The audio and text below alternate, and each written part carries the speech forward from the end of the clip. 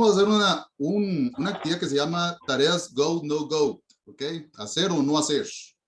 Va a ser muy sencillo, ¿ok? Cada uno frente a su computadora o su dispositivo con el que esté conectado. Vamos a ir haciendo una pequeña dinámica por acá, ¿ok? Instrucciones de la primera actividad, muy sencillo. Cada vez que ustedes vean la palabra sí, ustedes van a tener que decir en voz alta frente a su computadora. Claro, si lo ven en la casa hablándole a la compu, van a decir, esta persona está un poco ya, como que ya tuvo que leer mucha información. Cada vez que usted vea la palabra sí, usted va a decir no. Y a la inversa, cada vez que usted vea la palabra no, va a decir sí. Y cualquier otra palabra que usted vea, la va a tener que leer correctamente. ¿Ok? Son 3 reglas muy sencillas. Si ve la palabra sí, dice no. Si ve la palabra no, dice sí.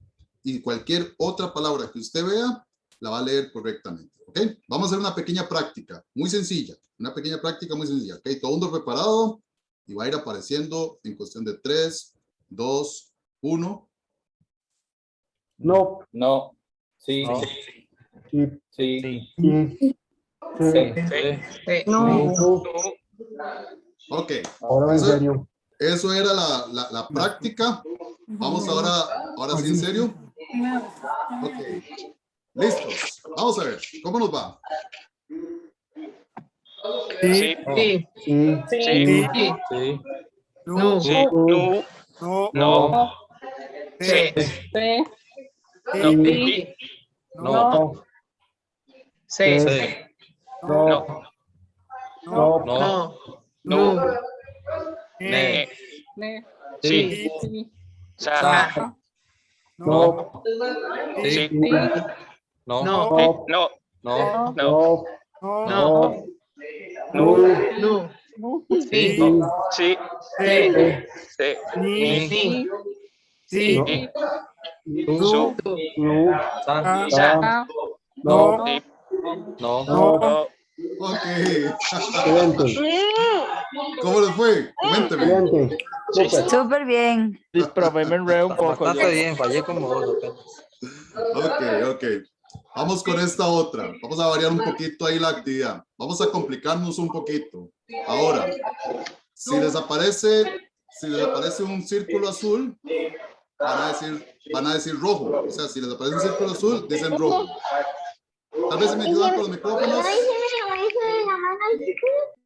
Tal vez si me cierran los micrófonos. Gracias. Ok. Si les aparece un círculo azul, dicen rojo, la palabra rojo.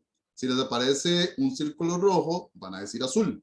Cualquier otro círculo de cualquier otro color es el color que corresponde. Ok, entonces repito, si les aparece un círculo azul, dicen rojo. Si les aparece un círculo rojo, dicen azul.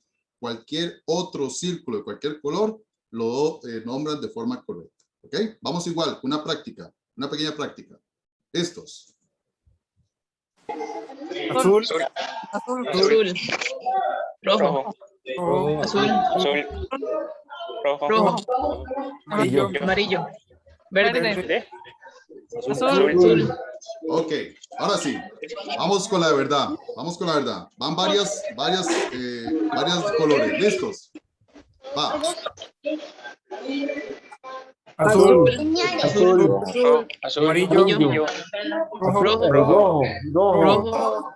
Azul. Rojo. Azul. Amarillo. Verde. Rojo. Amarillo. Morado. Dorado. Rosado. Azul. Azul. Rojo. Azul. Amarillo. Azul. Rojo. Azul. Morado.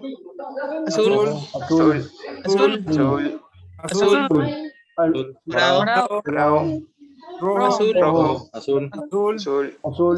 Rosado. Amarillo. Verde. Azul.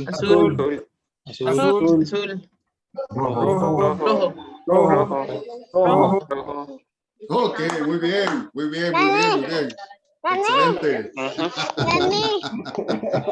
Eso, buenísimo. Ok. Vamos a complicar un poco. Vamos a complicar un poquito ahora. Vamos a movernos. Entonces, cada uno frente a su computadora, frente a su dispositivo, vamos a movernos un poquito, vean. Es muy sencillo, son 3 reglas igual. Si ustedes ven un aplauso, van a dar un pequeño salto, o sea, van a saltar. Si ven esto, ok, si ven que está la figura de aplaudir, van a saltar. Si ven unos zapatos, van a aplaudir, ok. Y si ven otra figura que no sea un aplauso o que no sea un zapato, se van a autoabrazar, ¿ok? Se van a querer mucho, van a autoabrazarse. Entonces, repito, si ven los aplausos, saltan. Si ven los zapatos, aplauden. Y si ven otra figura, nos abrazamos. Igual, vamos con una pequeña práctica sencillita y cada uno en casa lo hace como corresponde. ¿Ok? ¿Listos? Va.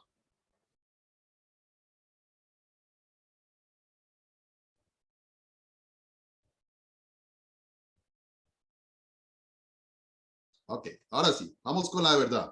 Vamos con la que corresponde. ¿Listos? Ahí va.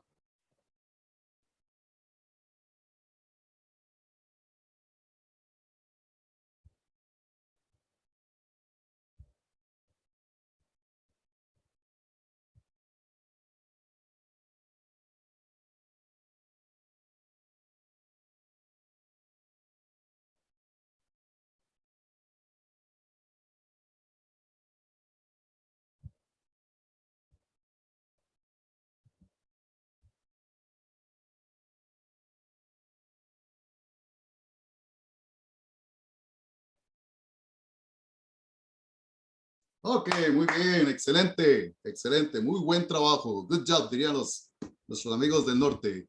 Muy buen trabajo. Ok, dejo compartir por acá. Cuéntame un poquito, acordémonos que estábamos hablando sobre desarrollo motor, etapas del desarrollo motor, y habíamos comentado, por ejemplo, toda la pirámide de Gallagher, toda la propuesta de Gallagher, y habíamos mencionado que, bueno, Gallagher como parte de muchos investigadores de desarrollo motor, nos proponen algo que usted y yo posiblemente, y posiblemente no, así debe ser posiblemente más, en la universidad nos dijeron, nosotros tenemos que enseñar de lo simple a lo complejo, paso a paso, primero por partes, después un todo, y hablábamos de que esto no estaba mal, o sea, lo hemos aplicado, se seguirá aplicando y se seguirá aplicando en muchas ocasiones.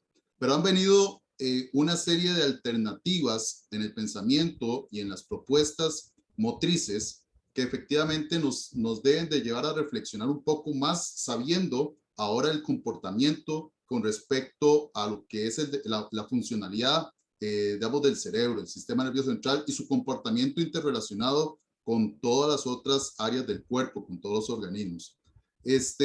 Lo que ha servido, repito, no es que ha estado mal, ha sido muy funcional y posiblemente lo seguiremos aplicando durante mucho tiempo, pero repito, esto sirve también para alimentar, profundizar y analizar.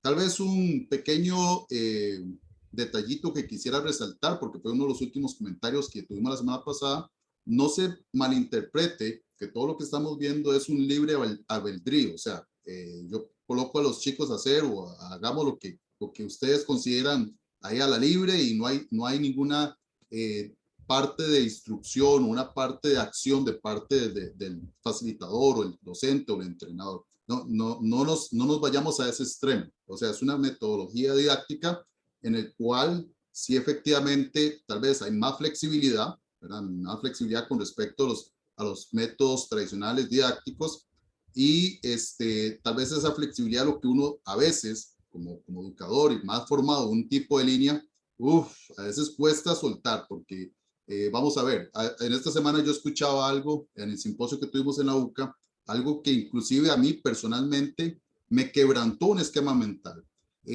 Tradicionalmente, siempre lo he mencionado que una buena clase refería a un buen control de grupo. Y posiblemente muchos de ustedes piensen igual que este servidor. Si tenés un buen control de grupo, tenés, digamos, una buena clase, ¿verdad? Sin embargo, hoy uno de los expertos, o en esta semana uno de los expertos en ese simposio decía precisamente lo contrario.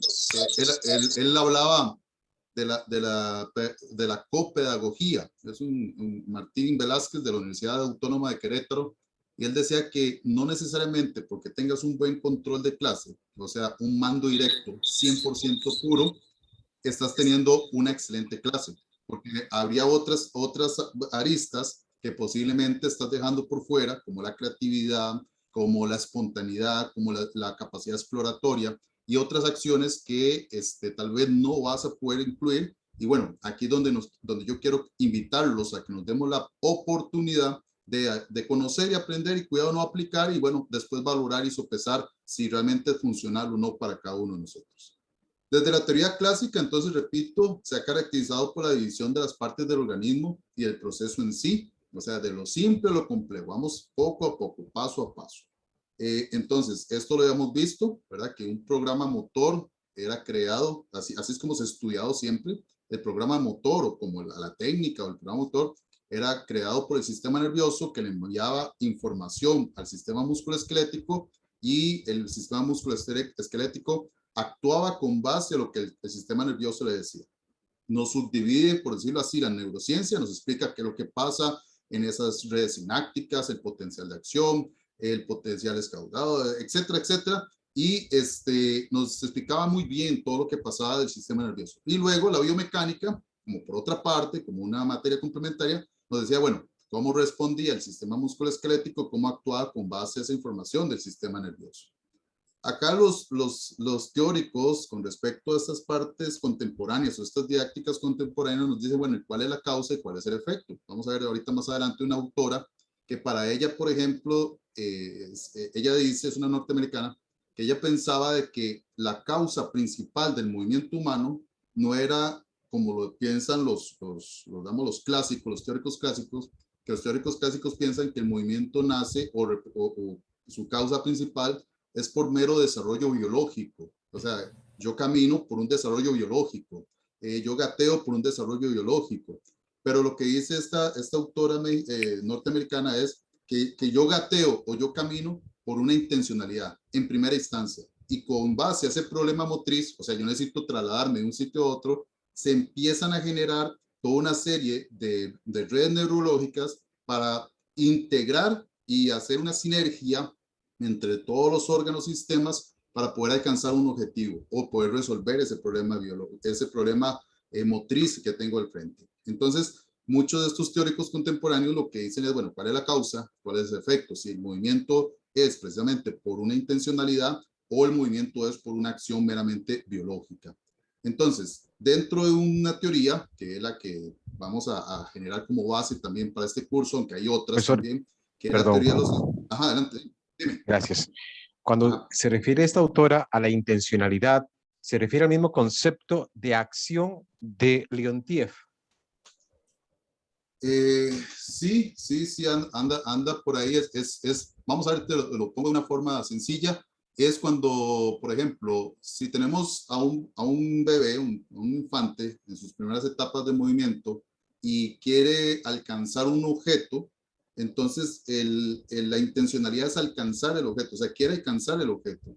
Pero ¿cómo hace para alcanzar ese objeto si todavía, por ejemplo, no ha alcanzado a dominar, digamos, un patrón como el gateo? Entonces, tiene que empezar a buscar algunas alternativas, que en este caso podría ser arrastrarse, si todavía no genera una coordinación a nivel motriz en las piernas y los brazos, empieza con un proceso de arrastre para llegar a alcanzar su objetivo, que en este caso es, o la intencionalidad del movimiento, que es llegar a alcanzar ese objeto. Es factible que durante ese proceso de arrastre o por algunos procesos exploratorios, el bebé empieza a desarrollar otros patrones que le llegan a simplificar esa acción meramente de, ¿cómo se llama? De esa acción de simplificar la acción de trasladarse. Entonces puede ser que ya no se arrastre, sino que empiece a gatear y empiece a interpretar que gatear es más efectivo que arrastrarse. Y después, más adelante, posiblemente va a comprender que gatear posiblemente no es la forma más eficaz, sino que va a ser más bien el colocar y empezar a hacer, digamos, los primeros pasos para empezar a llegar de una forma más pronta, más rápida y poder alcanzar lo que es el objetivo. Eso es lo que llama la autora la intencionalidad como tal. Sí, don Jorge. Muchas gracias, profesor. Entonces estamos exactamente en la misma parte que hablábamos la vez pasada sobre el origen biológico. Como somos cazadores, definimos un objetivo y vamos hacia ese objetivo a partir de la maduración de los nervios oculares, que ya está definido el objetivo, y comenzamos la maduración de la integración con la funcionalidad de las extremidades. Claro, y es que es fundamental, digamos, este punto es también, a mí me llama mucho la atención, porque si lo trasladamos, por ejemplo, al deporte, cada deporte tiene un objetivo. Entonces, cada acción motriz que vayamos haciendo digamos, el terreno de juego, sobre el gimnasio, sobre lo que estamos haciendo, es precisamente para poder tener de una forma respuestas motrices eficaces a la acción motriz que nos permita obtener ventajas sobre la acción deportiva, y no tal vez a la inversa dentro de las teorías clásicas, donde yo establezco cuáles son esas acciones motrices adecuadas. O sea, yo como entrenador, en las teorías clásicas, como entrenador le digo al deportista cómo tiene que responder motrizmente ante X o Y situación.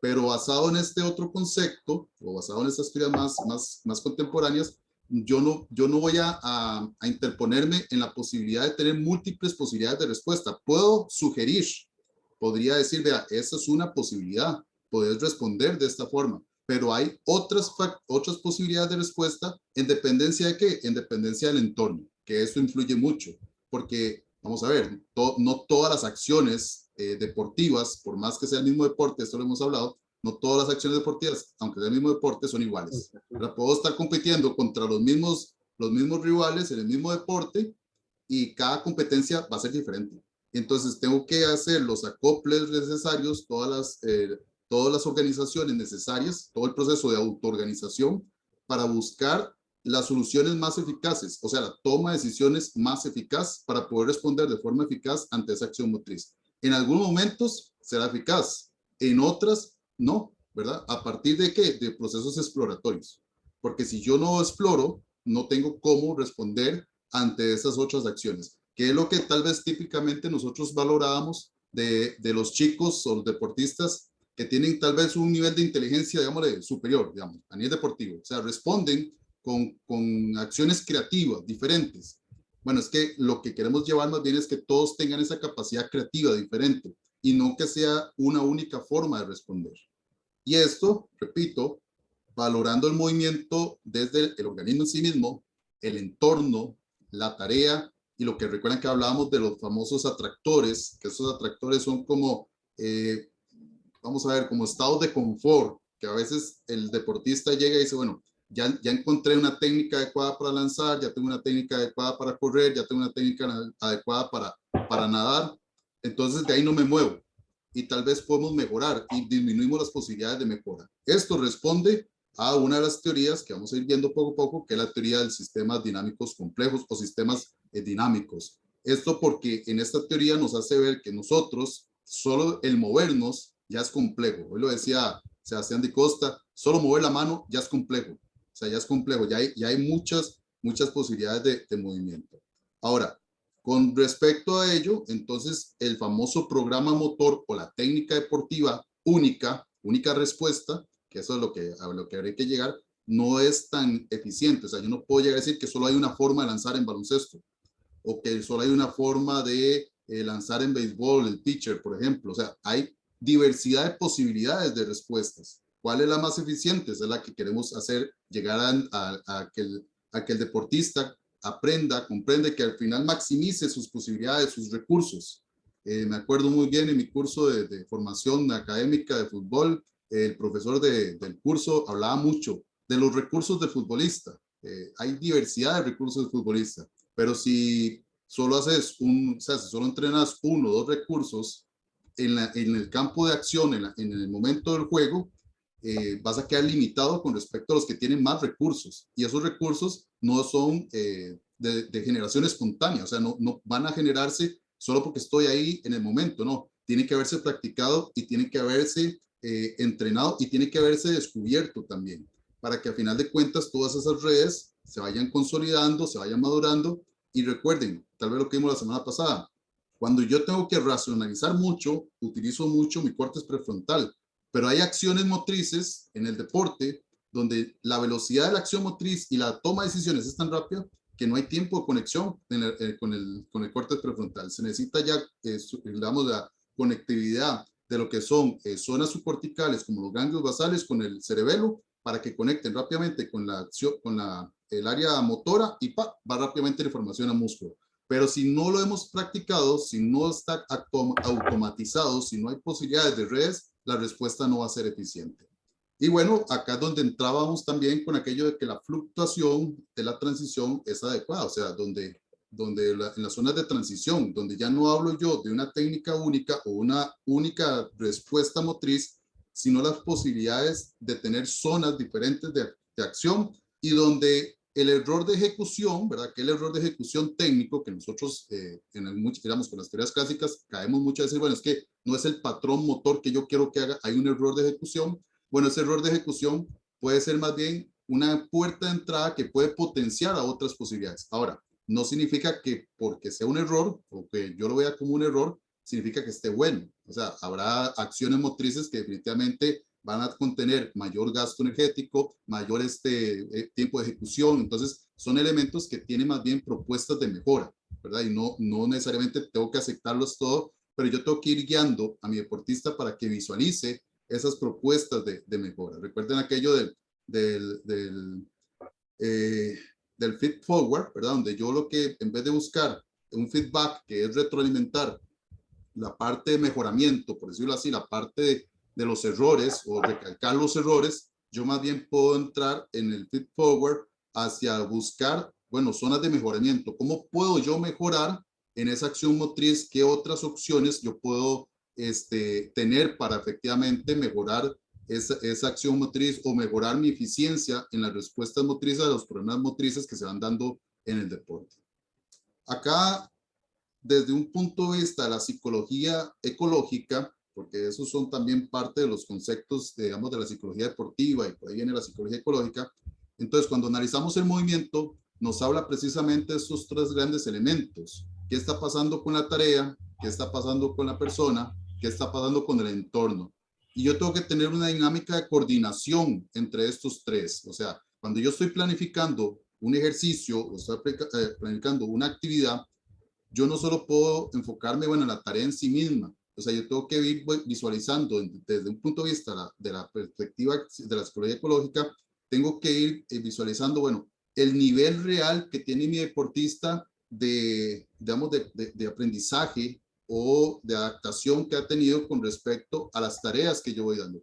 Pongo un caso muy sencillo. ¿Cuántas veces tal vez cometemos el error como entrenadores y más entrenadores de formación de sobresaturar, por ejemplo, sesiones de entrenamiento con múltiples tareas? Entonces, yo planifiqué 10 tareas, por ejemplo, para una sesión de 1 hora, hora y media, por dar una idea. Y en esas 10 tareas lo llevo según mi planificación por tiempos. Entonces, la primera tarea tiene que durar 7 minutos, la otra tiene que durar. Entonces, como me apego tanto a la planificación, digamos, temporal, el espacio temporal, me olvido, por decirlo así, de realmente la adquisición o no de la destreza que yo estoy tratando de que mis deportistas logren adquirir. Entonces, ¿qué pasa? Que procedo a ir pasando por tareas, o sea, le doy más enfoque a la tarea, pero me olvido realmente si hubo adaptación, si hubo mejoras, si hubo adquisición de la destreza que yo a final de cuentas quería que se desarrollara. A veces, tal vez la sesión nada más incluye 2 tareas, nada más. ¿Y qué es lo que me va a marcar a mí el ritmo? Me va a marcar también el ritmo de la persona. O sea, que la persona realmente logre hacer una buena adquisición, una consolidación de la destreza que yo estoy trabajando, de la tarea que yo estoy trabajando. Y claro, el entorno en qué va a facilitar, que yo tengo que tratar en la mayoría del tiempo que ese entorno sea lo más real a la competencia, a lo que yo voy a llevarlo en la parte deportiva. Aquí me adelanto un poquito. En la parte de neuroentrenamiento, por ejemplo, en este momento, aunque hay muchos conceptos que andan por ahí, por ejemplo, cuando yo estoy planificando ejercicios, yo tengo que visualizar que hay ejercicios que son específicos de neuroentrenamiento, pero específicos ¿a qué? Que son ejercicios que yo puedo aplicar según la realidad del deporte. ¿Ok? Por ejemplo, si es un ejercicio para fútbol, voy a hacer una bola de fútbol en una cancha de fútbol en las condiciones que me va a encontrar el jugador de fútbol. Si es de baloncesto, una cancha de baloncesto, con bolas de baloncesto, en acciones motrices que sean similares al partido de baloncesto. Y así cada uno de los deportes. Si es de béisbol, bueno, en todas las condiciones precisas del béisbol. Son ejercicios específicos. Pero también ustedes pueden ver por YouTube un montón de ejercicios inespecíficos. ¿Y qué son estos? Bueno, ejercicios de atención selectiva, de reacción simple, donde, por ejemplo, unos futbolistas se llevan a una pared, por ejemplo, y están trabajando no en zacate, sino en cemento, y están trabajando con una pared, con colores, y etcétera, etcétera. Esos son ejercicios inespecíficos.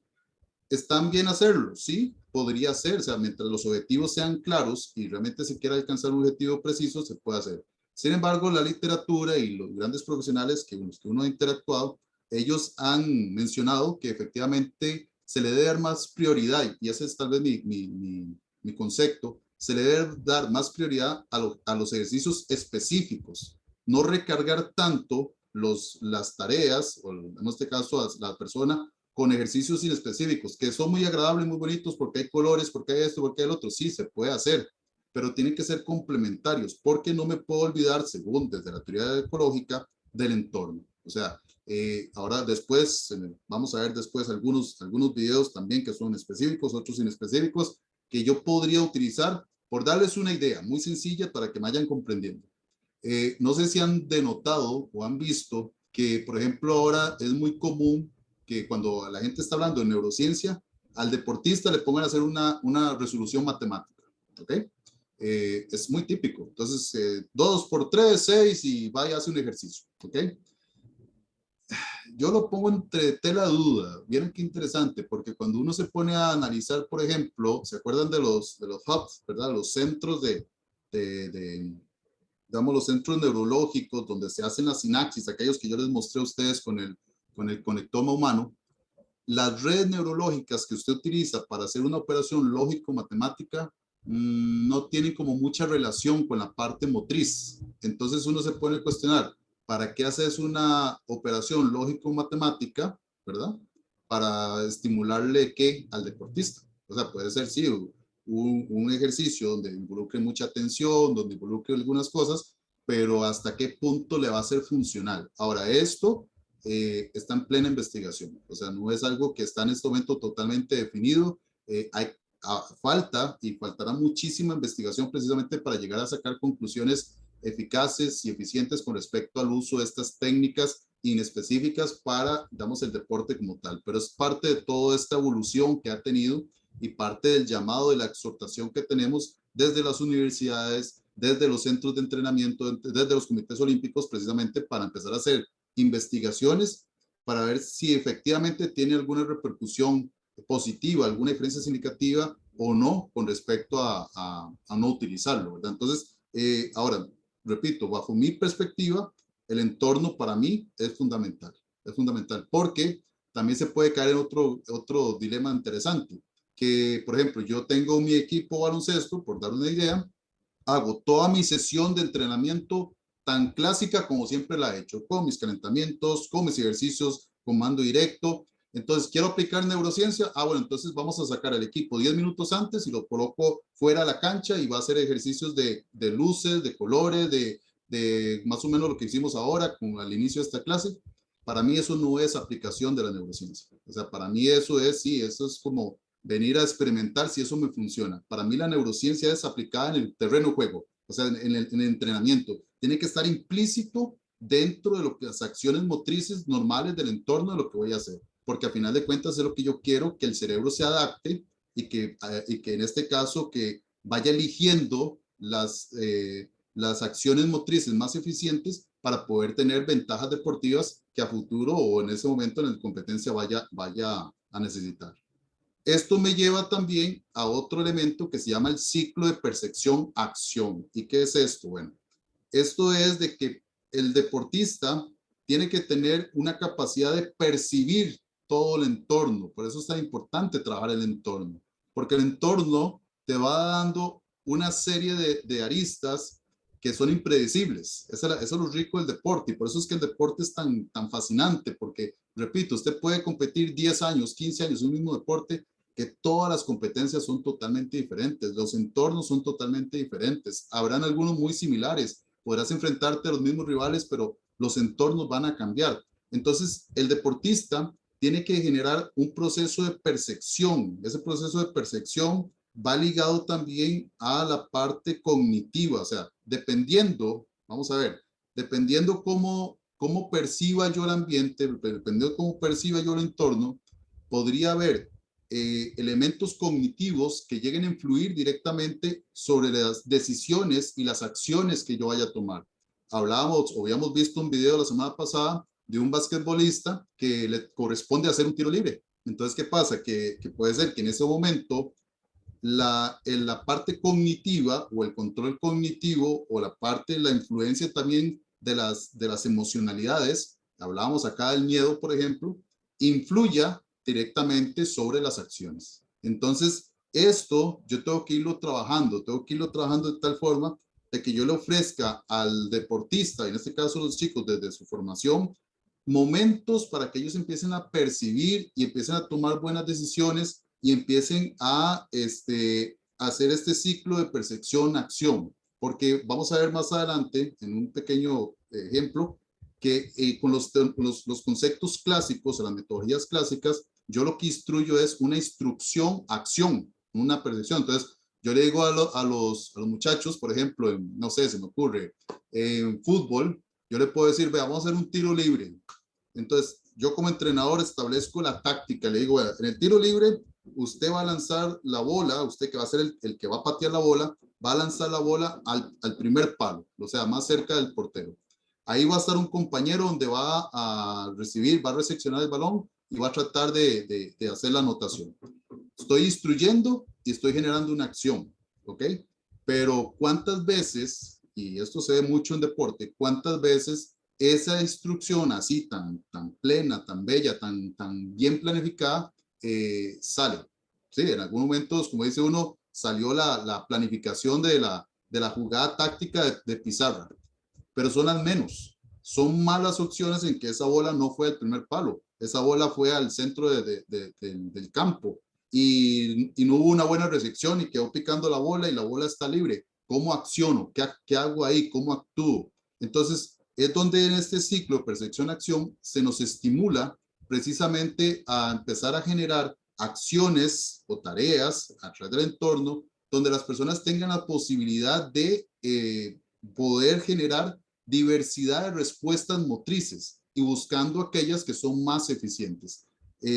¿Cuántos jugadores, por ejemplo, hablo de fútbol porque es muy común, digamos, aquí en Costa Rica es un deporte fuerte a nivel de masa y, por ejemplo, yo recibo muchos estudiantes en la UCA, de estudiantes que vienen de equipos de fútbol de primera, de segunda división, y ellos me dicen así, literalmente, me decía un jugador de fútbol de este país, me decía, profe, es que a veces uno se siente tonto, me decía, uno se siente tonto, porque yo puedo hacer otras cosas, pero si yo hago otras cosas, y aunque meta el gol, ojo, aunque meta el gol, me va a regañar el entrenador.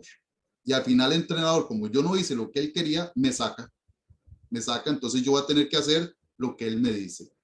Me logro dar a entender con respecto a esta situación. O sea, a veces limitamos esas posibilidades de acción motriz y a veces, irónicamente diría yo, buscamos quien nos haga otras cosas diferentes a los demás, pero limitamos. Ahora, ¿cómo vamos a pretender que un jugador, un deportista, nos haga cosas diferentes que los demás si no los practicamos, ¿verdad? Vimos la semana pasada que había mejoras en la morfología y la funcionalidad, no solo por genética, sino por horas prácticas. Eso para mí, eso me impacta un montón y ojalá que les haya impactado a ustedes porque significa que podemos mejorar muchísimo, pero muchísimo las capacidades motrices de muchos jugadores y muchos deportistas, tal vez que lo que tradicionalmente llamábamos que no tenía tantos dotes deportivos, pero a través de la práctica y la esencia del entrenamiento podríamos mejorar. Esta es la autora que les comentaba, que es Esther Telen, de Estados Unidos. Ella trabajó mucho la parte de motricidad. Entonces ella decía, por ejemplo, ella ya murió en el 2004, ella decía que los movimientos no son producto de la acción del sistema nervioso, sino también de la interrelación de las propiedades energéticas, bioquímicas del cuerpo, de la influencia del medio, que es lo que estamos hablando, de los objetivos de la tarea, que es la intencionalidad, y la autoorganización, en este caso no lineal, o sea, no es que tengo que seguir el paso 1, después el paso 2, paso 3, porque no existiría dentro de una visión no lineal un paso 1, un paso 2, sino las posibilidades, o sea, las zonas de acción que podemos tener. Para ella la intencionalidad es el descubrimiento de movimientos a través de múltiples experiencias, como bien lo decía Jorge, o sea, es que el objetivo era tal cosa, entonces vamos a tratar de ver cómo alcanzar ese objetivo, que ahí sería la causa y no el producto. El producto en este caso es, bueno, lo logré hacer de forma eficiente o no lo logré hacer de forma eficiente.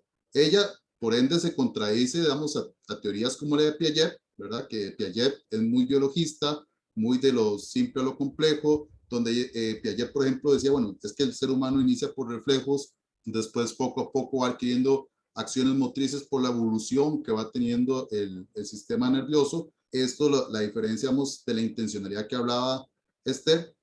Y ella sí, ella habla que efectivamente hay una separación y divergencia de información sensorial en múltiples áreas cerebrales, ¿verdad? Pero que están conectadas y que la tarea del aprendiz es tratar de seleccionar múltiples posibilidades de asociación. Algo que vamos a ver también y que lo hemos hablado, no sé si lo hablamos o lo vamos a ver después, es que hay algo curioso. No podemos imaginarnos una única red neurológica para una única acción motriz. Eso no lo hace el cerebro. El cerebro trata de maximizar y de ser más eficiente y minimizar los gastos energéticos. Entonces, hay varias acciones motrices que se utilizan las mismas redes, nada más que al final hay una pequeña divergencia donde en cuál zona va a ir a actuar.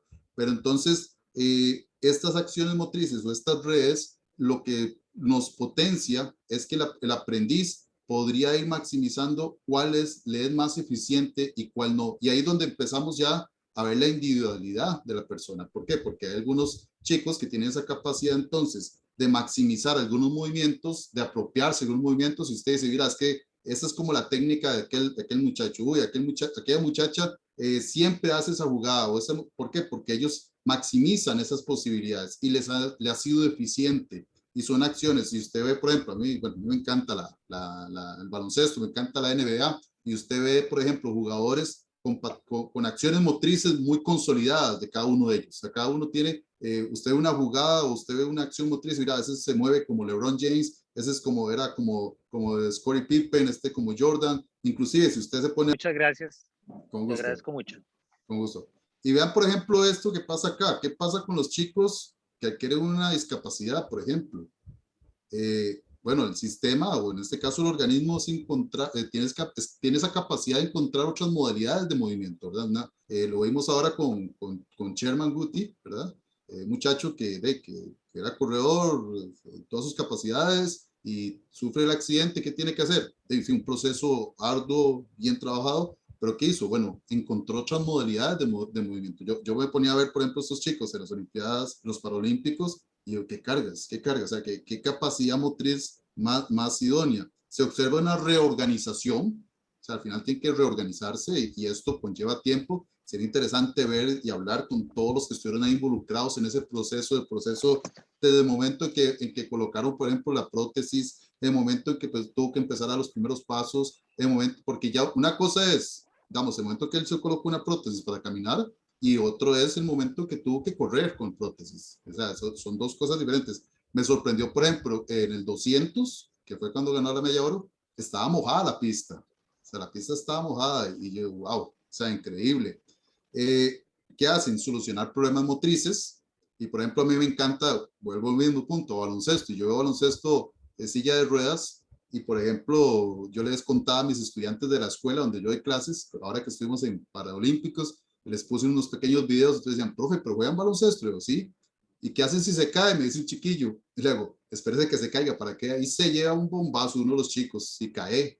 Y cuando nada más así, pum, se pone de pie, casi que levanta la silla, se pone de pie y sigue jugando. O sea, yo le di la carilla a todos los chiquitillos míos, estaban así boquiabiertos diciendo, wow, ¿qué cargas? O sea, ¿qué cargas? Porque muchos otros deportistas de otros deportes se caen y se quedan ahí esperando a ver si los levantan. Bueno, hay una solución de problemas motrices. La exploración facilita la formación y estabilización de grupos neuronales, ¿verdad? Entonces empezamos a maximizar las posibilidades de opciones a nivel de movimiento, no un único movimiento, no una única solución, sino varias opciones de movimiento. Y vean esto, entonces, estos son chicos míos ahí en la escuela donde yo les estoy comentando que doy clases. Esto es una clase normal mía de educación física. Repito, yo a veces utilizo las estrategias metodológicas didácticas que usted y yo nos enseñaron de lo simple a lo complejo, y también a veces me gusta experimentar un poco más allá. Y bueno, entonces voy a ciertas teorías que me dicen que la solución final no tiene por qué ser conocida por el aprendiz. O sea, no tengo por qué yo decirle vamos a hacer esto y esto y esto y esto. No, yo puedo establecer alguna alternativa para que ellos de una forma exploratoria empiecen a generar un proceso gradual de descubrimiento, que a final de cuentas, motrizmente, vieran qué rico que es esto. O sea, es muy, muy rico ver, damos las potencialidades. Y la interacción con los componentes, la tarea, el entorno del sujeto. Entonces vean estos, vamos a ver si corre bien el video. Estos tres chicos, aquí están los obstáculos, las colchonetas, y ellos mismos solitos acomodan un poquito el material. ¿Y qué hacen? Bueno, vamos a ver cómo pasar eficientemente los obstáculos. Eso es decisión de ellos. Ahí no hay ninguna instrucción. Todo es percepción y todo es una cuestión. Ahora, sea eficiente o no, es lo que ellos van a tener que ir descubriendo. Vean estas dos chicas, mismo material. Perdón, mismo material. Decidieron pasarlo tipo carretilla. ¿Que fue la mejor decisión o no? Bueno, es parte de lo que a final de cuentas ellos tienen que ir descubriendo. Ahora, vean esta, la escalerilla. Escalerilla, bueno, ¿qué pensamos? De ahí sigue ejercicios de coordinación, pensamos de que no hay que, casi que la primera instrucción que decimos siempre es no maje la escalerilla. Yo no les dije nada, nada más coloqué la escalerilla, tienen un aro, vamos, tienen que trasladarse de un sitio a otro, y inclusive traje el video porque me encantó la respuesta motriz de esta chica. Vamos a ver si la vemos acá. ¿Dónde está? Ahí se me perdió el mouse. Aquí está. Respuesta motriz. Les voy a ser sincero, a mí nunca se me hubiera ocurrido. O sea, lo pasó, yo me quedé viendo y yo grabé el video y yo, wow, qué rica respuesta motriz. O sea, ella decidió, sin decirle nada, que la forma eficiente de pasarlo era majando la línea de la escalerilla. Otros lo hicieron saltando, otros lo hicieron como caminando de mano. O sea, eso es las riquezas que nos puede dar, y cada niño se va a exponer a una multitud de cambios que puede llevar al organismo a encontrar soluciones, que tiene que sopesar cuál de estas va a ser efectiva y cuál no. Ahora, ¿qué pasa con los que, vamos a ver, con el típico chico que dice, es que no sé qué hacer? Profe, es que no sé qué hacer. ¿Qué hago? Es que yo no sé, porque los hay, inclusive en equipos deportivos. Yo tengo en los procesos de formación también chicos que uno trata de involucrarlos a este tipo de descubrimiento, pero por su formación, o me pasó, tenía una chica que recientemente llegaba de una escuela, de otra escuela, donde el colega, sin hablar más del colega, pero el colega utiliza de buena forma todos los procesos metodológicos más de conductistas, más tipo, haga lo que yo le digo. Entonces le digo yo a la chica, aquí tienes este material, vamos a hacer, este es el objetivo, ¿qué puedes hacer? Después de 5 minutos lo volví a ver y me decía, es que no sé qué hacer. ¿Por qué? Porque estoy hablando de una chica de 10 años, casi 11 años, o sea, que ya hubo un proceso donde les simplificamos todo, donde simplemente se acostumbró a una instrucción, y yo le pregunté, ¿por qué no sabes hacer? Es que allá en otra escuela el profe me decía que yo tenía que hacer lo que había que hacer, y aquí yo no sé qué hacer.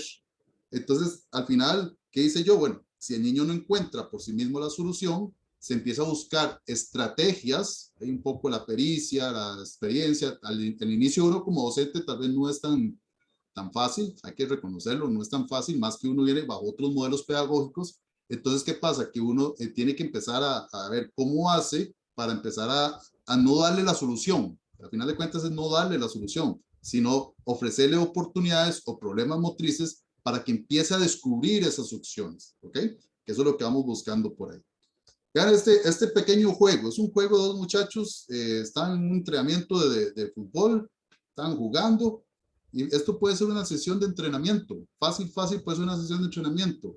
Ahí puede estar usted viendo técnica, efectividad de tiro. ¿Y qué es lo que necesitamos dentro de las sesiones de aprendizaje? Bueno, que haya variación de ejercicios que estimulen los mecanismos individuales de adaptación. O sea, cada jugador o cada chico se va a ir adaptando poco a poco según su capacidad. En este caso, el sujeto con base a la tarea y el entorno. El juego, fundamental. El juego es el contexto natural en la que las variables van a cambiar constantemente. O sea, el juego es para nosotros primordial, más en etapas de formación, en todas las etapas, pero en juego, o sea, yo soy del concepto y tal vez si alguno no concuerda conmigo, podría ser y se lo respeto, pero para mí un niño llega, o sea, un niño en un proceso de baloncesto, fútbol, de karate, lo que usted quiera, llega a jugar, no llega a entrenar, bajo mi concepto. Repito, si tal vez alguno dice, no, está equivocado el profe, bueno, factible, se lo respeto, pero para mí un niño llega a jugar, inclusive, usted le pregunta a un niño, ¿qué va a hacer a la escuela de fútbol? Va a ir a jugar. Va a ir a la academia de baloncesto. ¿Qué vas a ir a hacer el sábado? A ir a jugar. Entonces, ese es el insumo primario que uno debería de utilizar precisamente para poder empezar a enseñar y empezar a generar procesos efectivos. Y el juego es riquísimo, es una de las estrategias y ya eso lo sabemos a montones. La modificación de las reglas van a ir modificando la complejidad. Esto es un detalle interesante, por eso yo les decía, puedo tener 10 tareas, pero si yo modifico las reglas, voy modificando la complejidad. ¿Qué tan rápido se adapta? Esa es la diferencia. Entonces yo tengo que ir viendo quién se adapta o quién no. Mayor aprendizaje, mayor complejidad. O sea, ya puedo ir haciendo otras tareas un poquito más complejas, con más estímulos, con otras acciones. Y ahora, ¿cómo puedo ir haciendo las variaciones para aumentar la complejidad? Puedo trabajar con el espacio, puedo trabajar con el tiempo, puedo trabajar con diversos segmentos corporales, puedo trabajar con el ritmo de la tarea, puedo trabajar con la velocidad, puedo empezar a utilizar otros materiales y otros objetos. La recomendación es al inicio no sobresaturar de estímulos. O sea, al inicio, vean que algo tan sencillo como una bola de 2 canchitas nos sirve para hacer un juego donde vamos a empezar a utilizar toma de decisiones, velocidad de reacción, técnica, si quiere verlo como algo técnico, y no necesita tanto. A veces se cree que porque estoy haciendo un neuroentrenamiento o estoy haciendo entrenamientos neurológicos, voy a sobresaturar. Entonces tengo conos, tengo luces, tengo esto, tengo lo otro, tengo aquí, tengo allá. Y ahorita vamos a ver de que hay algo que se llama atención. Y si nosotros dispersamos la atención, disminuimos las posibilidades de aprendizaje y disminuimos las posibilidades de rendimiento.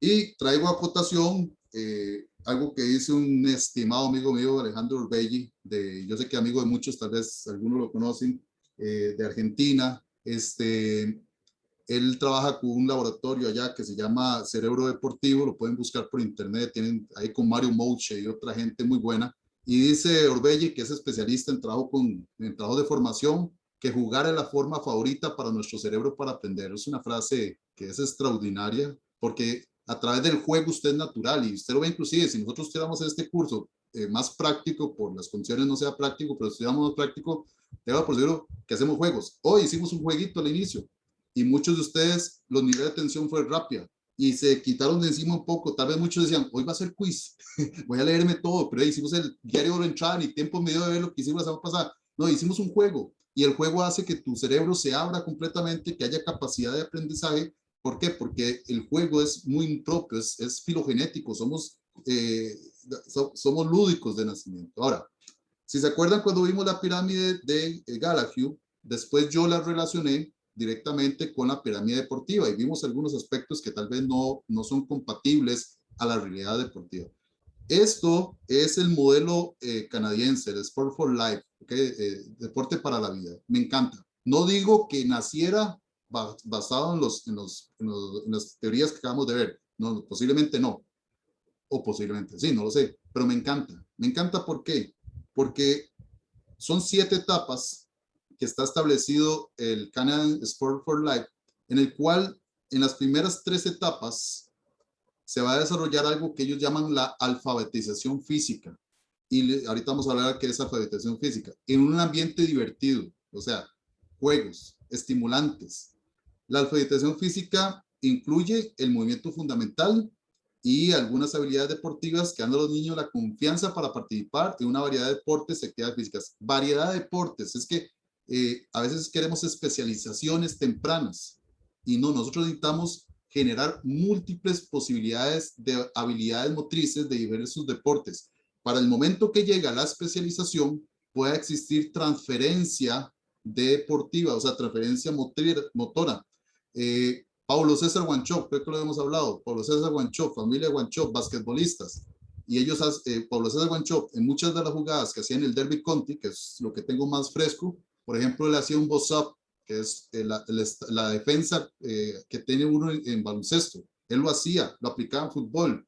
¿Por qué lo aplicaba? Porque desde chiquitillo lo hacía. Entonces hay una transferencia positiva con respecto a la acción motriz. A veces hacemos especializaciones. Entonces yo tengo chicos en la escuela de 12 años, por ejemplo, que desde los 5 años están metidos en fútbol. Y el entrenador de fútbol solo les ha enseñado pase borde interno, pase borde externo, pero los pongo a picar una bola en baloncesto y no saben. Los pongo a hacer un equilibrio y no saben. Los pongo a lanzar una bola de base y no saben. Y un chico de 12 años. ¿Y quién dice que ese chico va a ser futbolista? Podría ser que no.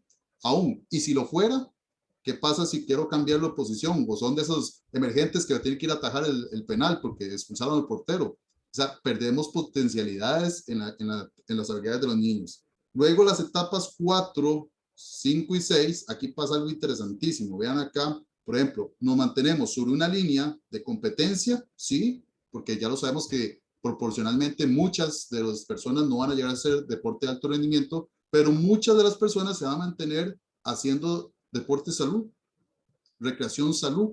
Entonces, las etapas 4, 5 y 6 proporcionan entrenamiento especializado después de los 11 años para aquellos que desean competir al más alto nivel y para los que están en este camino de alto rendimiento. Y los que no, bueno, van pasando a las otras etapas. Las etapas que es, ya en la etapa 7, por ejemplo, es mantenerse activo a través de toda la vida en deporte, actividad física, recreación. Y bueno, y si se acuerdan lo que vimos la semana pasada, la cantidad de sedentarismo que tenemos, wow, eso es increíble. Estos son, por ejemplo, la alfabetización física que me encanta porque dicen ellos, bueno, si usted puede correr, usted puede hacer todos estos deportes.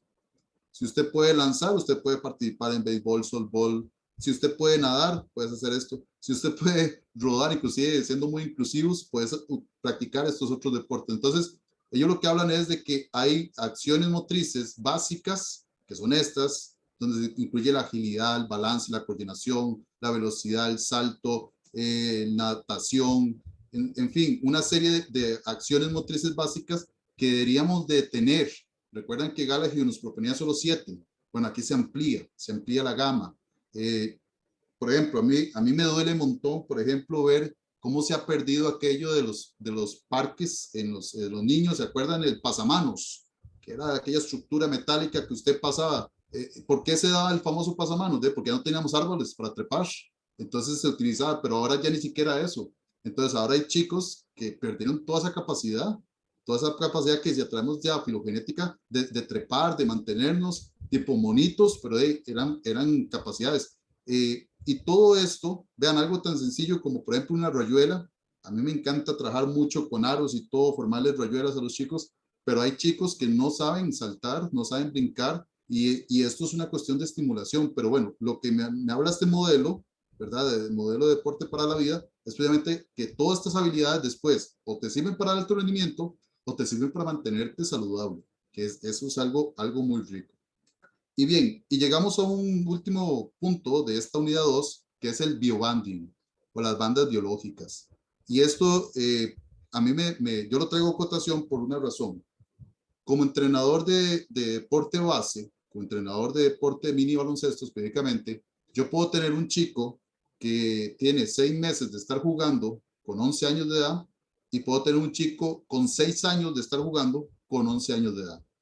Las habilidades y las destrezas son totalmente diferentes. Entonces, ¿qué pasa? Y también aquí vienen los procesos madurativos. El biobanding es una teoría que lo que me dice es que yo podría agrupar no por edades cronológicas. O sea, la idea del biobanding es que usted no agrupe por edades cronológicas, sino por atributos asociados al crecimiento y la maduración. Busca controlar el tamaño, la fuerza, la habilidad de los participantes y generar mayor igualdad en el entrenamiento y la competencia. Y tampoco adelantar, por decir así, algunas etapas. La idea es reducir el riesgo de lesiones entre los atletas y los jóvenes. Lo traigo, es una propuesta. En algunos países lo están aplicando, no necesariamente tiene que ser para todos igual. ¿Qué es lo que se utiliza? Se utiliza la velocidad máxima de altura, que los va a clasificar por porcentajes. Entonces, con base a los porcentajes, yo puedo saber en qué momento, en qué periodo o cómo los puedo agrupar. el periodo de tiempo que un niño experimenta el mayor aumento de la estatura, es lo que se busca. Entonces, hay picos de crecimiento, ya esto es fisiología pura, ustedes lo conocen, hay picos de crecimiento en el cual, por ejemplo, en etapas muy tempranas, esos picos de crecimiento son muy acelerados, después disminuye un poquito ahí entre los 6 a los 7 años, pero ya después las chicas, antes de los 12 años, ya súper desarrolladas, altas, y los chicos tradicionalmente después de los 13, 14 años se disparan, ¿verdad? Pero hay procesos, y esto es la generalidad, pero no significa que todos sean igual, ¿verdad? Puede ser que yo tenga un chico de 12 años ya con la estatura de 1,14, ¿verdad? O tenga uno de 14 con una estatura de 1,12. Entonces, ¿qué es lo que trata de hacer la teoría del biobanding? Bueno, tener ventanas de oportunidad y periodos de adaptación acelerada, o sea, buscar esos procesos o esas ventanas de oportunidad para agruparlos y para ponerlos a competir o a entrenar todos en grupos según las habilidades. Busca, o el concepto es que los preadolescentes tengan entrenamientos de altos niveles de activación neuronal, o sea, podemos utilizar entrenamientos de sprint, pliometrías, ahí dice polimetría, pero es pliometrías. En adolescentes, entrenamientos de desarrollo neural como estructurales, puedo ya incrementar, ahora sí con entrenamientos de fuerza, ¿ok? Que es lo que buscaría por ahí. Ahora, ¿qué se ha encontrado? Por ejemplo, en un estudio que hubo en el 2017 con tenistas del ATP, con más de 2.088 tenistas, se comprobó que los que nacieron, por ejemplo, los que nacieron en diciembre o en el último percentil o el último cuartil del año, eran los que menos llegaban a niveles altos de desarrollo deportivo. O sea, todos los que estaban empezando o que nacieron en enero, febrero, marzo, llegaban a alcanzar más altos niveles, era mayor cantidad de población. Y es que, vamos a ver, usted puede tener un chico que nació de 11 años en enero y tiene otro chico que nació en diciembre del mismo año y usted nota la diferencia. El nivel de maduración que tiene, por ejemplo, el desarrollo físico, emocional y conectivo, el chico de enero, sí se denota con respecto al chico de diciembre. Entonces ellos, por ejemplo, hay otro estudio donde dividieron por cuartiles, esto es de la Liga de Rugby, vamos a ver dónde era aquí me tapa no me acuerdo bien, bueno, es una liga de rugby, creo que era Australia o Gran Bretaña, creo que era donde dividieron por cuartiles el año. Entonces, ¿qué dijeron? Vamos a hacer un estudio longitudinal y vamos a ver qué pasa a lo largo de los años, dónde es que empiezan a desarrollarse. Entonces, todos los chicos, por ejemplo, del primer cuartil, o sea, enero, febrero, marzo y abril, eran los que más rápidamente llegaban o alcanzaban ciertos niveles de participación en edades juveniles. Lo que pasa es que si ustedes ven acá, por ejemplo, ya en edades superiores, los del último cuartil, que son, digamos, diciembre, noviembre, octubre, ¿ok? Ellos sí tienen menos participación, digamos, en cantidad, en número de participantes en la liga, pero llega un momento que los que sí se mantienen llegan a casi que emparejar, por decirlo así, a los que nacieron en el otro cuartil. ¿Esto por qué?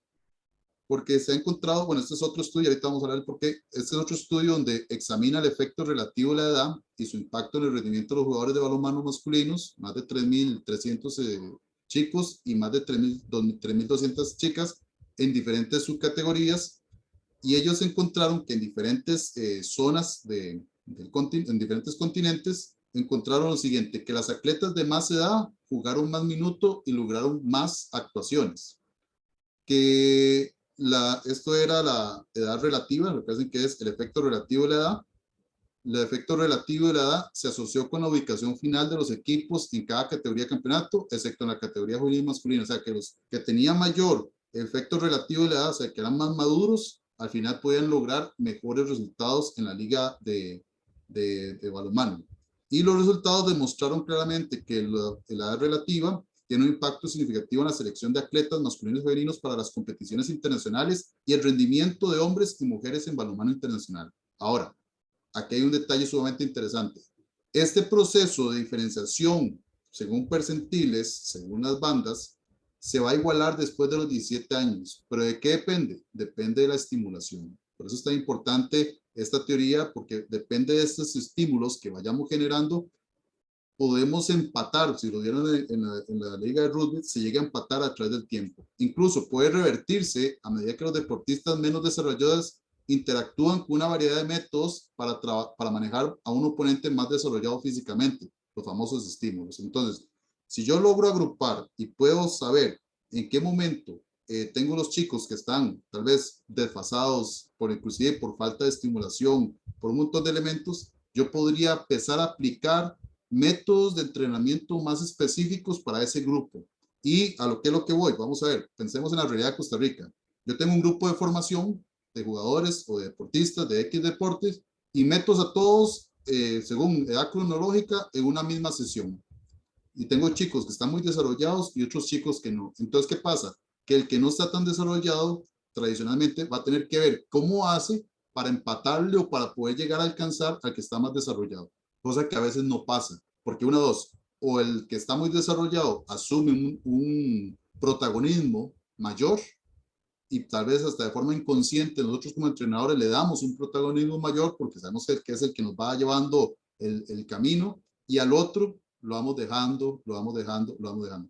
Yo no sé, ustedes son entrenadores igual que yo y muchos de ustedes tienen experiencias preciosas, pero yo he visto muchas veces, ocasiones, que el chico a ciertas edades, 10, 11 años, que tiene una capacidad increíble por encima de los demás, en algún momento ese que no tenía esa capacidad lo empata y lo supera. Y en etapas juveniles usted dice, pero ¿qué le pasó a ese que era el talento deportivo y ya no lo es?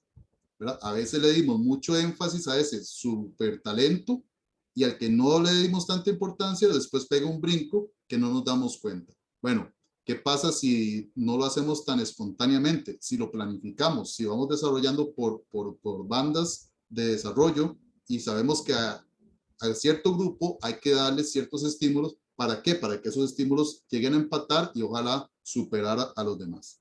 Ahora, las biobandas van a ir enfocadas en 3 líneas. 1, en el entrenamiento para gestionar y supervisar el programa de entrenamiento de cada atleta de acuerdo a su estado de modulación y habilidades actuales. A la selección de talentos para las estrategias de selección actuales que favorezcan en los atletas en función a los atributos que no están completamente desarrollados en la edad adulta, como el tamaño, la fuerza, y también para la competición. Se supone que yo debería de tener, digamos, grupos de competencias según nivel. Por ejemplo, yo soy un crítico, y esto lo saben mis colegas de dirección regional y dirección de vida estudiantil, yo soy un crítico de los Juegos Estudiantiles de Costa Rica. ¿Por qué? Porque es una sola competencia para toda diversidad de niveles. Entonces, yo puedo tener apenas iniciando un proceso de formación en baloncesto, por ejemplo, con mi escuela, y me toca enfrentarme contra un colega que tiene 3 años de tener el proceso. Obviamente, no voy a alcanzarlo. O viceversa, yo tengo un proceso de 3, 4 años y me enfrento ante casi que una rejunta de otra escuelita. Obviamente, el nivel es totalmente diferente. No, deberíamos de tener al menos 2 niveles. Colegas que estamos a un cierto nivel, con un nivel digamos, de consciente de competencia, y otros que están en proceso de formación, porque en estos niveles lo que importa es la formación, no la competencia. Entonces, algunas veces se nos olvida esos detalles. Apoyo Ahora, sí. Sí, Sería, yo siempre me sí, he dime. manifestado con respecto a eso por la misma situación. Por ejemplo, cuando uno va a competir con un centro educativo, atletismo, por decirlo así, hay ciertas instituciones que llevan a los que están Juegos en el equipo, nacionales. está en el equipo de Alajuela, digamos, en el caso particular, o en el equipo X. Entonces, obviamente, los chicos que no están, si estamos en una institución de zona rural y uno lleva a un chico que uno le ve potencial, pero va a ir a competir con un chico que entrena 3 días a la semana. Y él nada más ganó su eliminatoria porque tiene talento, porque tiene potencia, pero no tiene entrenamiento. Sí. Entonces, sí Sí, se ve enormemente claro, inclusive a mí me pasaba, profe, a mí me pasaba algo muy interesante. En Cartago, en la zona de Cartago, en la regional de Cartago, tradicionalmente en mini baloncesto, en baloncesto escolar, me toca siempre enfrentarme en la final regional contra una escuela privada. Y esta escuela privada no es como lo que yo tengo en mi escuela es pública. Entonces, ¿qué pasa? Que yo tengo que aprovechar mis ratos libres, mis tiempos libres para tratar de hacer conjugar los equipos y entrenarlos y enseñarles y todo. Y la escuela privada es un club, entonces ellos entrenan 4 o 5 veces por semana porque es un club, o sea, tras de la clase de educación física tienen la oportunidad de competir, de entrenar. Entonces, como dicen popularmente, tengo que darme duro contra ellos, tengo que darme duro, y en varias ocasiones me han ganado, como en otras he ganado y he pasado a otras etapas y llegado a final nacional. Pero sí es muy difícil porque como me ha tocado, por ejemplo, tener muy buenos equipos y tener que ser yo como entrenador, decirle a mis chicos, vea, no me ataquen tanto, pasen más la bola, déjenla que juegue, porque también hay que generar el concepto de formación. Como me ha tocado estar en finales nacionales y el entrenador del frente es casi que literalmente es acábelo a costa de todo. Y yo le veo la carita a los míos así como diciendo, sáquenos de aquí. Y yo, tranquilos que faltan 3 tiempos y nos van a meter muchos puntos, ¿verdad? Y no es la idea, ¿verdad? Entonces yo creo que es una cuestión de conciencia nacional. Ahora, ¿cómo detectamos las bandas? Tal vez muchos se preguntarán, ¿cómo las detectamos? Bueno, hay métodos que son invasivos, como el caso de determinación de la edad ósea mediante radiografías de la mano, muestreos sanguíneos, apreciación de caracteres sexuales secundarios, lo cual sería muy, muy complicado para nosotros. Ustedes dirían jamás. Pero hay un método muy sencillo también, o más práctico, que es calcular el porcentaje a través de la estatura y la estatura adulta pronosticada, que es el famoso HAP. Ahora, este HAP, lo que repito, lo que me va a dar son esos porcentajes. Yo lo que voy a necesitar son las siguientes variables: la edad de los chicos, el sexo, el peso corporal, la estatura del chico o la chica, la estatura del papá y la estatura de la mamá. Entonces, para hacerlo bien bonito este curso y para que ustedes se lleven una herramienta, por lo menos una herramienta para chicos entre 7 y 17 años, por ahí, bueno, ahorita les hablo de la herramienta. Esta acción de pronóstico me lo va a poder clasificar en 4 categorías. Prepúberes, que es menos de 85% del HAP, entre 85 y 90, pubertad temprana, pubertad media, 90-95, y más de 95, pubertad tardía. Y eso me permite como hacer esos grupos. Ahora, ¿qué les decía yo a ustedes? En la unidad 2, en el campus virtual, se van a encontrar esta calculadora. La pueden descargar y la pueden utilizar. En esa calculadora, que es una paginita en Excel, ustedes lo que tienen que tener es estos datos, la edad, sexo, peso, etcétera, etcétera. Entonces, voy a dejar de compartir por acá, en todo. Ahora, ¿qué hemos visto hasta el día de hoy? Bueno, que la actividad física, en este caso la actividad deportiva o el entrenamiento, de una manera planificada, como es viendo la frecuencia, la intensidad, el tiempo tipo, bueno, tiene un impacto directo sobre el metabolismo, sobre la oxigenación, sobre el fluido cerebral. Hemos visto que produce hormonas y neurotróficos como el BNF, que esto nos ha llevado a un mejor desarrollo cerebral, ¿verdad? Eso ya lo hemos visto en las 2 clases anteriores. Hemos visto que es neuroplasticidad, hemos visto que se mejora la estructura de funcionamiento cerebral, que se mejoran las redes neuronales, que incrementa la eficiencia no solo de las redes, sino de la activación y la comunicación neural, que esto también tiene implicaciones, como decía la compañera, bueno, es que, ¿por qué no enseñarle a través de ejercicio para que mejoren su capacidad de memoria? Perfecto, mejores funciones ejecutivas, mejor atención, mejor concentración, mejor velocidad de procesamiento, que era la eficiencia que decían ahora, de que el cerebro entonces inactiva algunas zonas para activar otras, eso es maximizar las funciones, y al final vamos a mejorar el rendimiento, tanto físico como cognitivo. Quiero que vean esta jugada. Traigo baloncesto porque ustedes saben que uno es fiebre para esto. Vean esta jugada. 15 segundos, juego 1 de la final, Cleveland contra los Warriors de Golden State. Cleveland está a un punto por debajo, a 15 segundos de terminar el partido. Cleveland es el equipo de negro, un cafecito negro ahí, y tiene que anotar en esta canasta de acá. Quiero que vean toda la jugada que pasa ahí. At the free throw line, 15 seconds, LeBron gets double teamed. It's almost a turnover, but now he's got the switch he wants. He has Curry on him, 8 seconds remaining for the win. He's going to throw it to George Hill, who gets... Ok, ¿qué pasó ahí? El jugador de Cleveland hace un pase al área pintada y le hacen falta al jugador. Entonces, le da oportunidad de hacer 2 tiros libres. 2 tiros libres. Recuerden que va perdiendo por 1 punto. Cada tiro libre vale 1 punto. Ya se me deja por acá. Fouled. He goes to the free throw line. Ok, opa, me salí, perdón. Vamos de nuevo. Okay. Vamos por acá. A ver si creo que me salió un toquecito. Un segundo, que cometí un pequeño error, entonces trabé la presentación. Dar de compartir. Si no la voy a dejar correr y después ya la explicamos. Un segundo.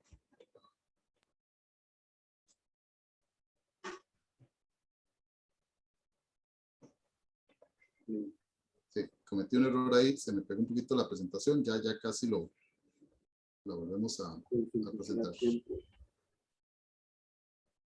Que se emociona uno viendo tantas cosas.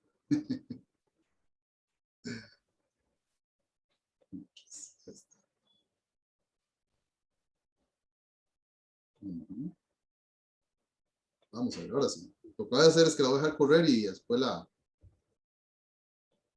¿cómo se llama? La comentamos. Estamos acá. Bien. Esto lo vimos, y aquí estamos. Entonces la dejo correr y ustedes la ven y después la comentamos. At the free throw line, 15 seconds, LeBron gets double teamed. It's almost a turnover, but now he's got the switch he wants. He has Curry on him, 8 seconds remaining for the win. He's gonna throw it to George Hill, who gets fouled. He goes to the free throw line. He makes the first free throw, but misses the second free throw. It's rebounded by J.R. Smith, and what is he doing? He runs out the clock. He thought they had the lead. He thought they won the game. Give that guy a manual. What are you doing? Give that guy a map. Where are you going? J.R. Smith is on that Henny again. Anything is possible. LeBron James could not believe his eyes. Look at that. That is a meme. That has been all on social media. LeBron looking at J.R. Ok. ¿Qué pasó ahí? Estábamos 107-107. El jugador de Cleveland hizo la anotación del primer el lanzamiento de tiro libre. Junior Smith recibe el que es de acá, recibe el rebote debajo del tablero a 3 segundos. Es un baloncesto, todavía es un mundo en tiempo.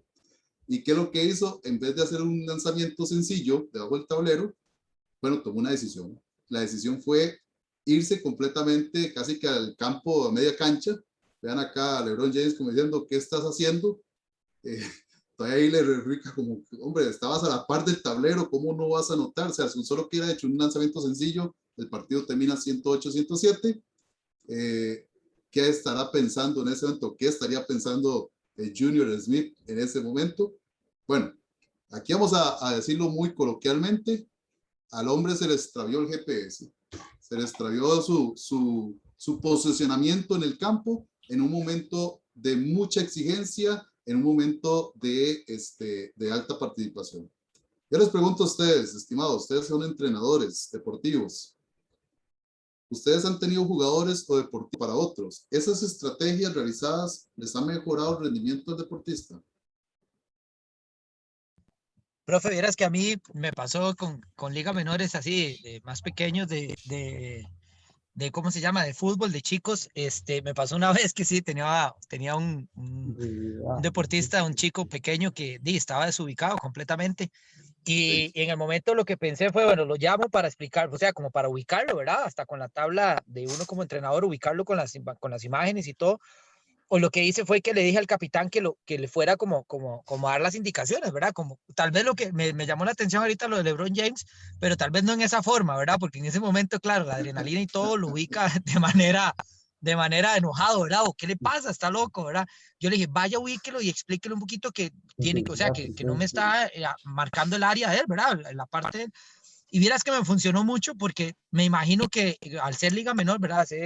Estoy hablando de 10 años, de ahí le entendió muy bien a su compañero, que tal vez si yo le hubiera gritado desde el banquillo, ubícate allá, o mira, estamos mal, no sé, ¿verdad? O si lo hubiera llamado, tal vez pierda un jugador por unos segundos, y el haberle dicho al capitán que fuera un momentito y lo ubicara, ¿verdad? Yo le expliqué rápido, vea, esto, y lo ubicó y vieras que lo entendió muy bien. Entonces, ahorita que tiró esa pregunta, profe, vieras que a mí en ese momento, ¿verdad? Estoy hablando de ese momento, principalmente me ayudó bastante, me mejoró mucho con otro compañero de él. Perfecto. Les voy a enseñar un pequeño video. El video es narrado por un entrenador internacional que le encanta los espacios, le encanta, o sea, toda su estrategia de juego está basada en los espacios y describe lo que hace uno de sus jugadores. Tiene subtítulos, entonces ahí para que lo vayan viendo. Ojalá que les corra bien. He's watching now, he's walking. He's walking the ball. That is what I like the most.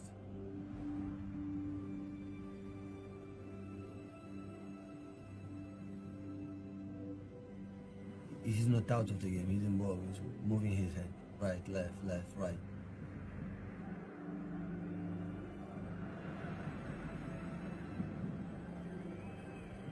And he knows exactly what's going to happen. But his head is always like this. He's always moving. He's not running, but he's always watching what happens.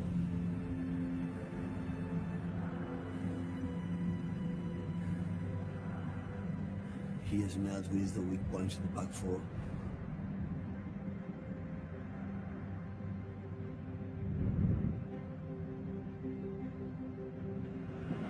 Casemiro para Sergio Ramos. El capitán blanco conduce la pelota. After 15 minutes, he have the map in his eyes and his brain to know exactly where is the space and what is the panorama.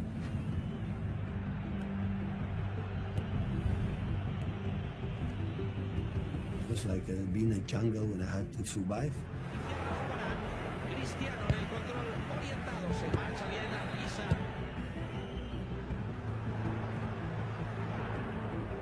Replegado el Real Madrid atacando el Fútbol Club Barcelona. And he knows if I move here, I will have more space to attack. Se cumple el 3 de partido. Juan Messi que recibe. Oh, great vision from Messi. Ok. ¿Alguien había visto ese pequeño video? ¿No? Sí. No, profe, yo no, pero está bien. No, yo tampoco. Yo tampoco. No, Ok. profe, yo no. Interesantísimo, ¿verdad? Lo que hace Messi. O sea, como dice Guardiola, pasan 10 minutos y cualquiera pensaría que está fuera del partido, pero el chavo está yendo para la derecha, para la izquierda. Ustedes vieron la cabeza del hombre y está como haciéndose un mapa dentro del terreno de juego. Yo me imagino que Guardiola, siendo el tipo de entrenador que es tan especializado y tan, digamos, estudioso, tiene que conocer todos estos conceptos de neurociencia. No descartaría esos detalles. Y él hace referencia precisamente a esto, a la corteza entorrinal. Esta parte de aquí, que ustedes ven acá, este es el hipocampo. Recuerden que el hipocampo era parte de la zona subcortical de traspaso de lo que es la memoria, ¿verdad? Todo lo que es memoria a largo plazo. Y lo que es la corteza entorrinal, que es esta de aquí, que están viendo ahí verde, tiene una participación directa en todo lo que es la parte espacio-temporal. Esta partecita de acá, ¿ok? Esta partecita ustedes ven aquí, vean, aquí está lo que es la corteza entorrinal, que está por acá. Y ella tiene una participación, como está tan cerquita a la parte del hipocampo, llega a transmitir información desde la corteza entorrinal hacia lo que es el hipocampo y empieza a generar mapas. Popularmente, ahorita vamos a ver, popularmente se le ha llamado el GPS cerebral. O sea, es el que nos marca a nosotros todas estas estructuras de ubicación, de tiempo y espacio. Nos va generando mapas, por decirlo así, según la ubicación que vamos teniendo. Y bueno, y esto se llega a comprender después de los años 70, precisamente porque esto fue un estudio que llegó a ser premio Nobel. En los años 71, primero hicieron estudios con ratas. Entonces estas ratitas las ubicaban en ciertas zonas, ¿verdad? Donde tienen como tipo laberintos. Y empezaron a detectar de que había unas células A en el hipocampo que empezaban a formar mapas dentro del cerebro de los ratones.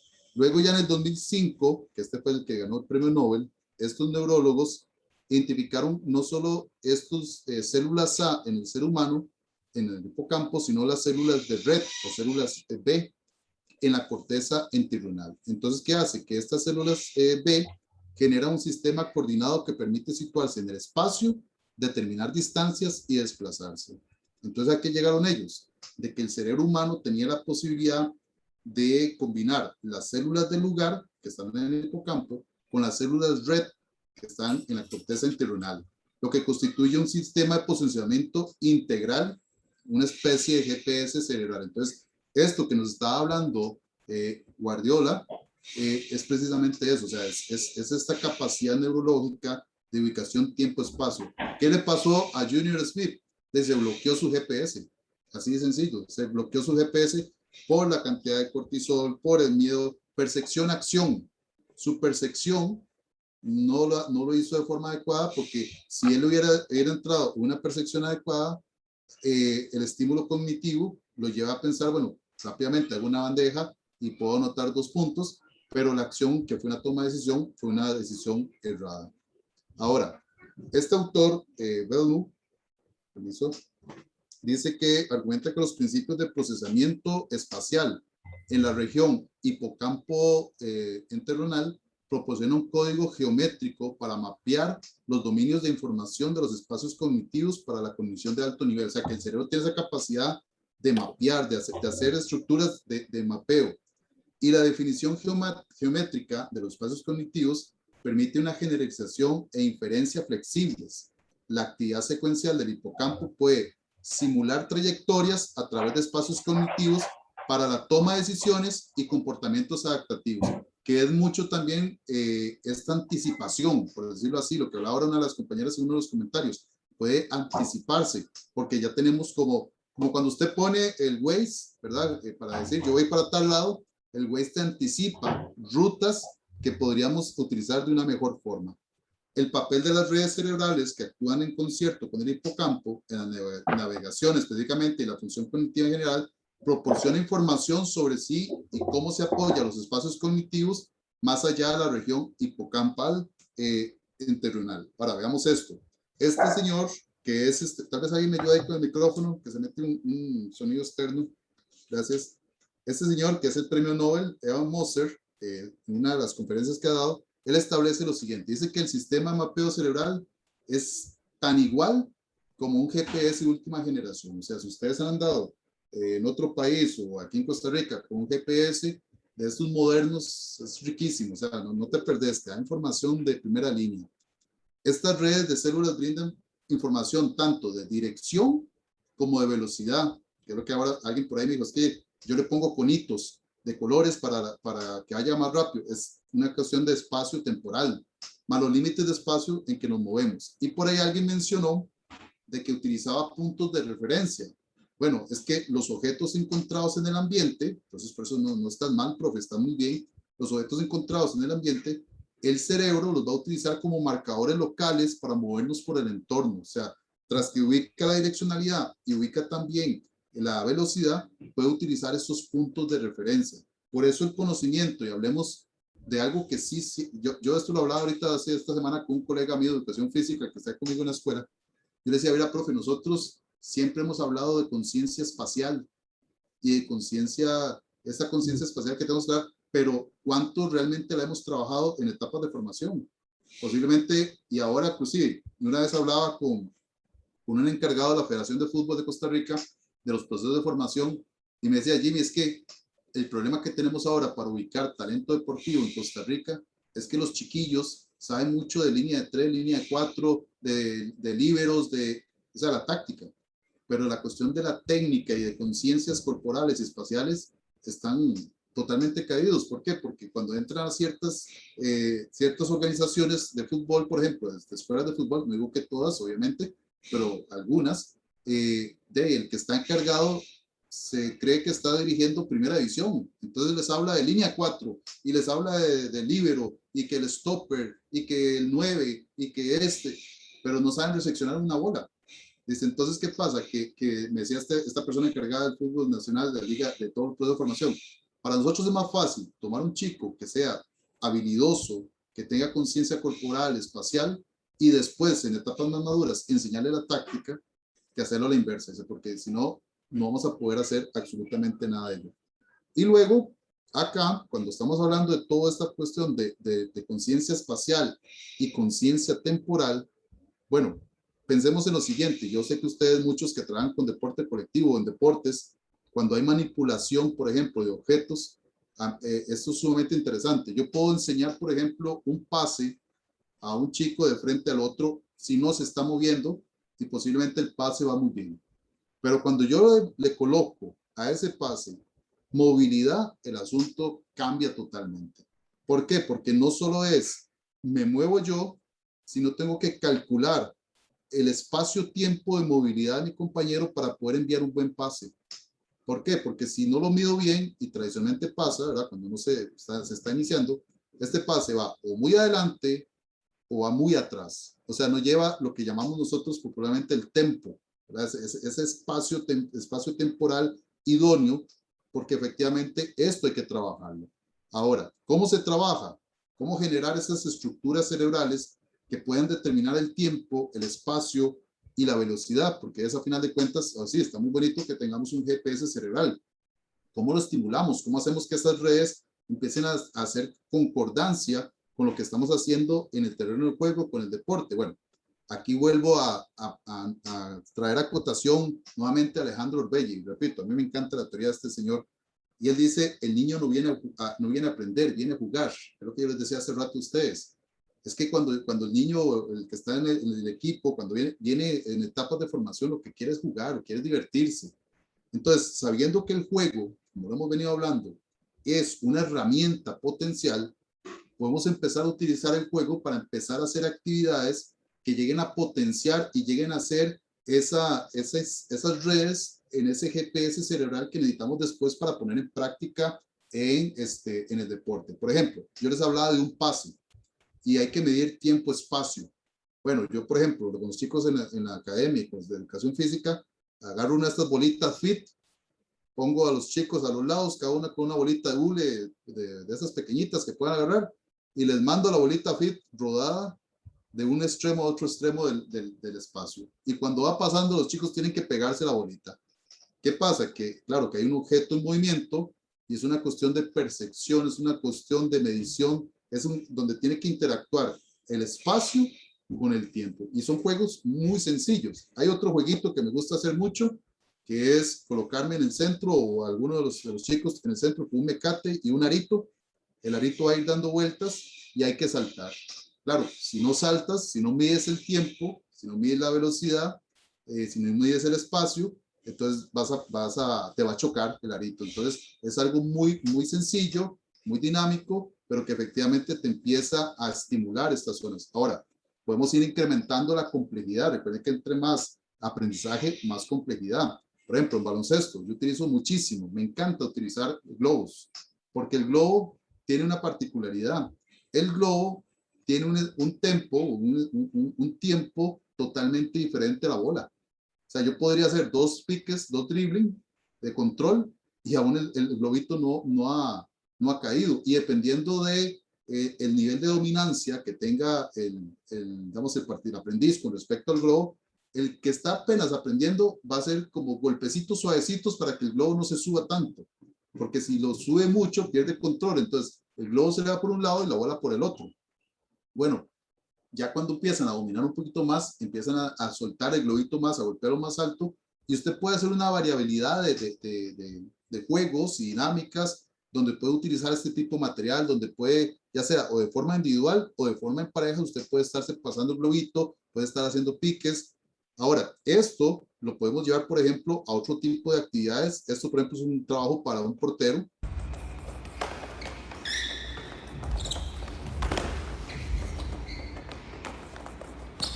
Donde ahí tiene que medir los tiempos, el espacio, ¿ok? Y lo hace de una forma atractiva.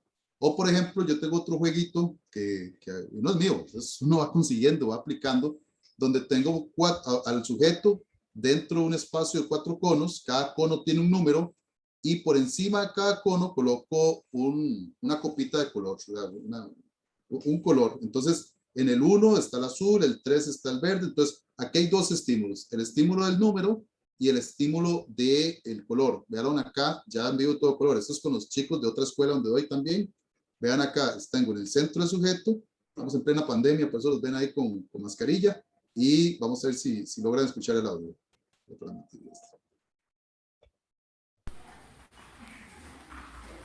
1 azul. Y vuelve al centro. 3 amarillo. Eso, siga trotando. 4 verde.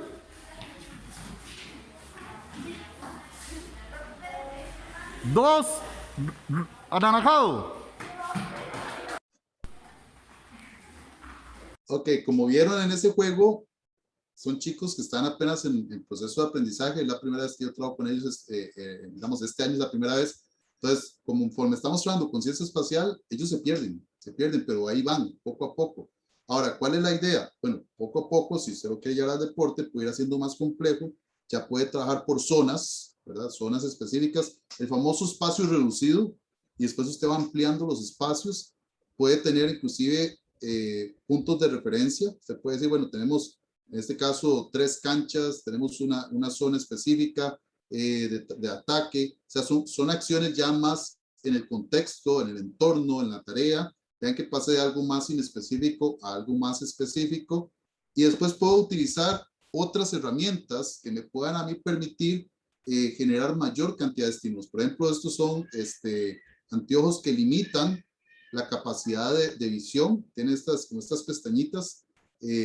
Esto yo, por ejemplo, yo lo conseguí aquí en Costa Rica, no es tan difícil de conseguir, y puedes tener esto que te limita. Entonces usted está picando la bola y, por ejemplo, hacer ciertos ejercicios que te limita la capacidad de visión. El limitar la capacidad de visión genera mayor incremento de atención, y si estoy utilizando igual globos, también tendría que mejorar mi capacidad de atención. Y esto otro, yo sé que ustedes tal vez lo han visto, ahora la selección se ha hecho muy famosa, ¿verdad? Los porteros, porque empiezan a utilizar un tipo de anteojo, ya no es como este, que es más barático, sino ya es un poco más complejo, es tecnología. Pero entonces acá, ¿qué es lo que están haciendo? Bueno, están haciendo estímulos que son entrenamientos sensoriales. Estos entrenamientos sensoriales, eso es que ahí me tapa que está diseñado para mejorar el movimiento, el equilibrio, el tiempo de reacción, al eliminar información visual, porque lo que hace es como generar un parpadeo más rápido. O sea, lo que hace es hacer que sea más borrosa la forma en que estás viendo. Y esto hace que el individuo pueda procesar los estímulos visuales más rápidamente. Es un efecto de parpadeo que bloquea intermitentemente la visión del usuario. Hay 8 niveles, según el softwarecito que tiene. Lo que hace es una dificultad de lente parpadeante. O sea, en cada nivel, entre más alto nivel, más difícil se vuelve ver. Cuanto más lento parpadean los lentes, más difícil se vuelve para el portero. Ahora, ¿qué es lo que hace? Que cambia el ingreso de luz en fracciones de segundo y obliga al cerebro a ajustar la velocidad de reacción. Eso es lo que lo que va a tratar de hacer este tipo de tecnología. Obligar al cerebro a ajustar la velocidad de reacción.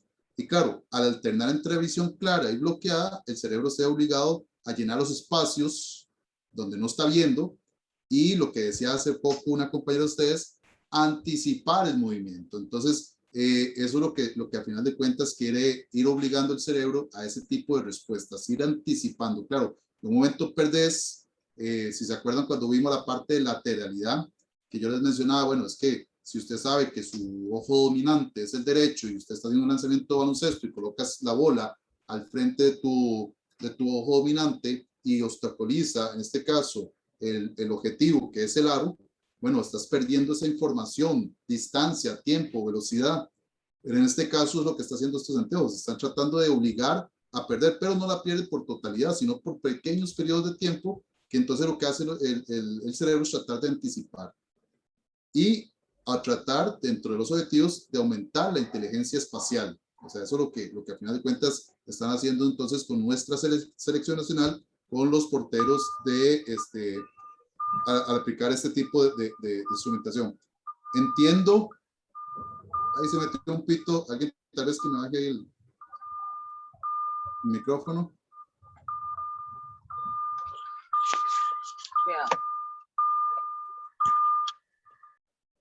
Ok. Entiendo que este tipo de tecnología lo empezaron a utilizar en fútbol, por ejemplo, los equipos de fútbol suizos, especialmente con los porteros, pero sin embargo ya se aplicaba, digamos, en fútbol americano y otros tipos de deportes, y lo que han hecho es trasladarlo al fútbol para mejorar y ver las capacidades que tienen. Preguntas con espacio, tiempo, velocidad, con GPS. Interesante, ¿no? ¿Comentarios? Sí, es muy interesante, profe. Igualmente, digamos, como en karate, a veces que uno, por tantas técnicas de ataque, se olvida de la línea, ubicarse de la línea para no salirse del área de pelea. Y esos ejercicios le ayudan a saber dónde está ubicado uno en tiempo y espacio a la hora de competir. Esto me recuerda, igual, cada uno va tratando de ir aprendiendo más de su área de expertise. Hay una página en internet que es la Junior NBA, que son todos los trabajos que se hacen con niños en Estados Unidos a nivel de formación de mini baloncesto. Y hay muchos videos, hay un canal de YouTube y todo. Y hay una actividad que a mí me llama mucho la atención, porque el coach lo que hacía era, a los más chiquititos, era llevarlos y enseñarles, vean, esta es la línea de fondo. Y se los llevaba así como un tour, como si fueran a un museo. Esta es la línea lateral. Y después de eso hacía juegos. Entonces el juego era que, por ejemplo, podríamos hacer un tipo de quedó, algo así, tipo de la anda, pero había una barrera, la barrera era la línea de fondo. Entonces, si sonaba, digamos, si el coach mencionaba línea de fondo, entonces todos iban para la línea de fondo. Línea central, y a través de juegos iba haciendo ese espacio-tiempo, ¿verdad? También el ir limitando el espacio, ir reduciendo, ir ampliándolo, porque son elementos que hay que trabajar. ¿Algún otro comentario?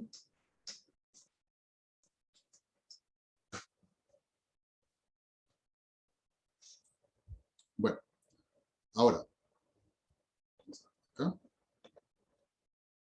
¿Qué es el aprendizaje? Porque dijimos que íbamos a hablar de aprendizaje. Bueno, el aprendizaje es un cambio, y aquí viene algo interesante, relativamente permanente. Es que ese relativamente permanente me da un espacio de flexibilidad para entender de que lo que yo estoy aprendiendo hoy no se escribe en piedra y no se va a quedar ahí para siempre. O sea, tenemos las posibilidades de mejora. Eso es lo que a mí me gusta sobre esta definición, que relativamente es permanente, y las asociaciones o representaciones mentales son resultado de la experiencia. Ven que hemos hablado mucho del entorno, de la intencionalidad del movimiento. Hemos hablado, por ejemplo, de que yo puedo tener múltiples soluciones con múltiples respuestas motrices a una sola acción. Bueno, lo que yo tal vez aprendí hoy como una posibilidad de respuesta a un problema motriz, mañana lo puedo mejorar dentro de lo que es el aprendizaje como tal. Para los neurocientíficos, este proceso de aprendizaje, que es un proceso cerebral, es cuando nuestro cerebro va a reaccionar a los estímulos, lo va a analizar, lo va a procesar, lo va a integrar, lo va a ejecutar, pero es constante. O sea, podemos tener de forma constante este proceso. Y esto nos lleva a algo que es fundamental dentro del aprendizaje, que es la atención. Yo voy a estar constantemente estimulado por estímulos visuales, auditivos, kinestésicos, y todo esto me va a llevar precisamente a elevar mis procesos de atención, que es una focalización selectiva de nuestras percepciones, donde seleccionamos alguna información en particular y desechamos las restantes. Eso es lo que hace la atención, es focalizarse. Y claro, alguien decía por ahí que en el documental les sorprendió que decía que los deportistas de alto nivel desactivan una zona para activar otras. A final de cuentas son esos procesos de atención. Activamos unas ¿por qué? Porque necesitamos focalizar lo que es los niveles de atención. Ahora, todos son redes, ya esto lo hemos hablado, son redes.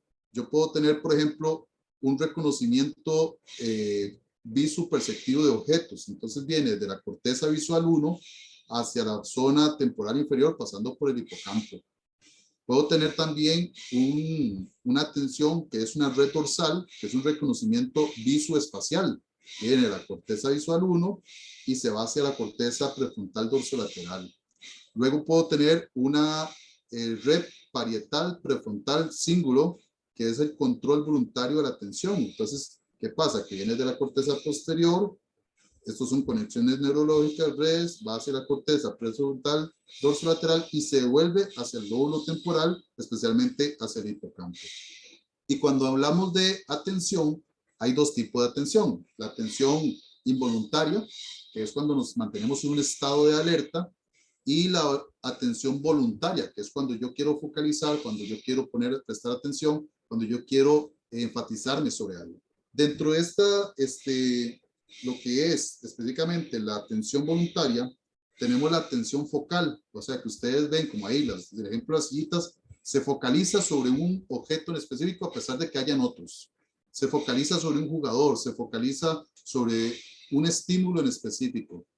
Luego tengo el span atencional, que lo que hace es que tengo una atención táctil, visual, auditiva y empiezo a jugar, por decirlo así, a qué le presto más atención o en qué focalizo más sobre uno o sobre el otro. Luego hago una atención selectiva, o sea, pueden venir múltiples estímulos, pero me interesa solo unos cuantos o empiezo a seleccionar cuáles de esos estímulos prefiero yo retener. Y está la atención alternante, que esta la que más bien distorsiona un poco. ¿Por qué? Porque esta atención alternante puedo tener, estoy manejando y estoy hablando por teléfono.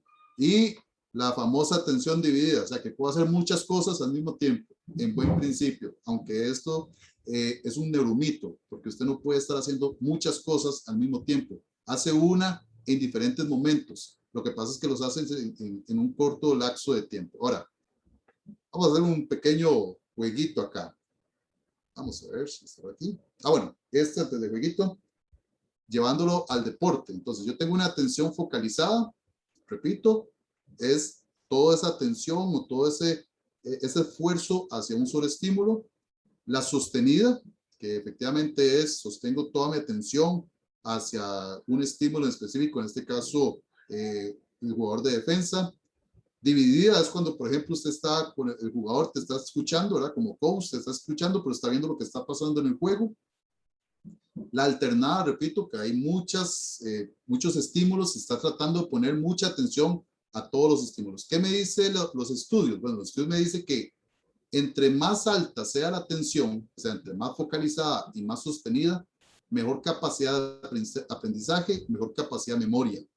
También los estudios me dicen que una atención alternada atenta contra el aprendizaje. Entonces, por eso es que ustedes ven que un deportista, y esto lo hablamos creo que en las primeras o segunda semana, un deportista que le presta mucha atención a lo que pasa en el